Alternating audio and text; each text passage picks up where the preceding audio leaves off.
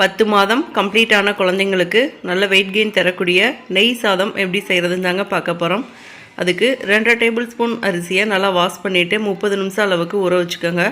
தண்ணியை வடிகட்டிட்டு உரமாக எடுத்து வச்சுக்கோங்க. இப்போ ஒரு குக்கரில் 1 டீஸ்பூன் அளவுக்கு நெய் சேர்த்துக்கோங்க.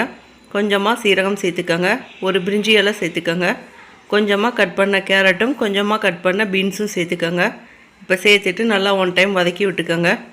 இப்போ நல்லா வதக்குனதுக்கப்புறம் நம்ம ஊற வச்ச அரிசியை இது கூட போட்டுக்கலாங்க. போட்டுட்டு கொஞ்சமாக மிளகுத்தூள் சேர்த்துக்கோங்க. கொஞ்சமாக உப்பு சேர்த்துக்கோங்க. சேர்த்துட்டு திரும்பவும் நல்லா வதக்கி விட்டுக்கோங்க.